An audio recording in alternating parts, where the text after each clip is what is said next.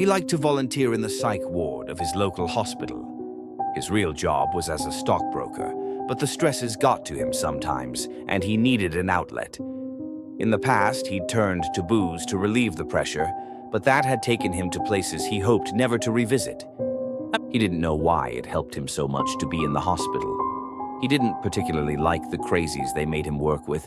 In fact, he thought most of them were beyond help. He supposed it was really Anna that kept him coming back. Anna was just a little girl, maybe 10 or 12 at the most. She shouldn't really have been in the ward with the adults, but his small town wasn't wealthy enough to have separate housing for minors. He felt sorry for all the kids who had to bunk with these terminal whack jobs. Or he would if Anna weren't the only one there under 35. That just made it sadder, he supposed. He felt a need to protect this little girl from the frightening company she kept, so he had promised himself never to leave as long as she was there. Anna was probably the least screwed up person in that hospital. She had terrible anxiety any time she left the building. They said if she left, she'd probably die from the shock of it. The only thing that seemed to make her feel better was talking, so he'd talk to her for hours on end about even the most inane topics. He felt a need to know everything about her, a need that transcended what should probably have been suitable for their relationship. But Anna seemed so happy when he talked to her that he could never bear to leave her for long. The only subject they avoided was her reasons for being in the ward. He felt that if there was a reason, she would tell him in her own time, and that if he pushed her, he might break the connection they had to each other. Their bond had been growing stronger every day. They were almost close enough to be brother and sister, so close that he no longer pretended to be working with the hospital. He quit his volunteering gig and came in every day just to be with her. He seemed to even be helping with her anxiety, until one day he found her curled up into a ball on her bunk, sobbing quietly to herself. When he asked her what was wrong, she finally told him why she was in the hospital. She and her mother had been in a car accident with a drunk driver. Her mother had died as a result, and she had had to be hospitalized.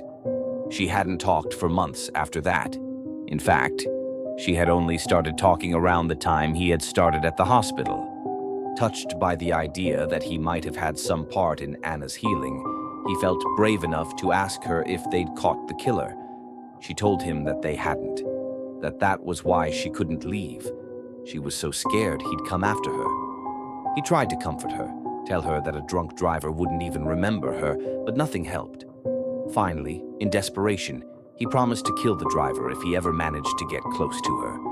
That got Anna's attention, and though she was shocked at the statement's brutality, it at least got her to stop crying. The rest of the day went normally, but he decided that he would talk to Anna's doctor before he left.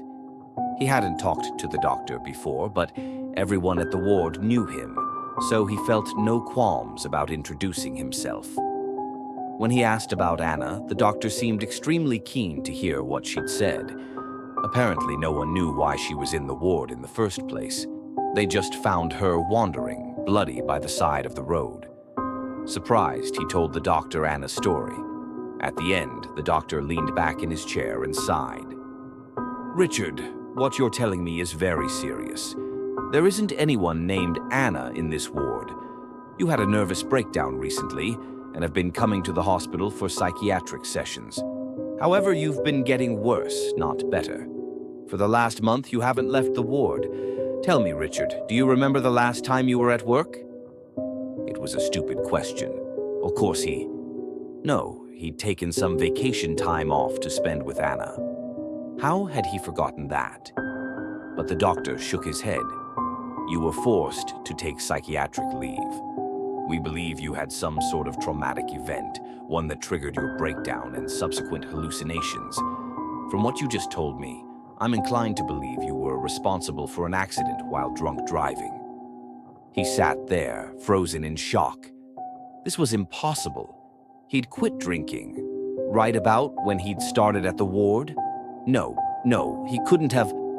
But it was rushing back, the erratic light from the headlights as he swerved, the screech of rubber as he saw them, the one, frozen second where he saw a 10-year-old girl screaming from the back seat. When he looked back, the doctor wasn't there. Anna was sitting in the doctor's place, saying nothing, just staring at him. He stared back for a second and then had to look down. He felt so guilty. So guilty. And he had made a promise. Richard picked up the scissors,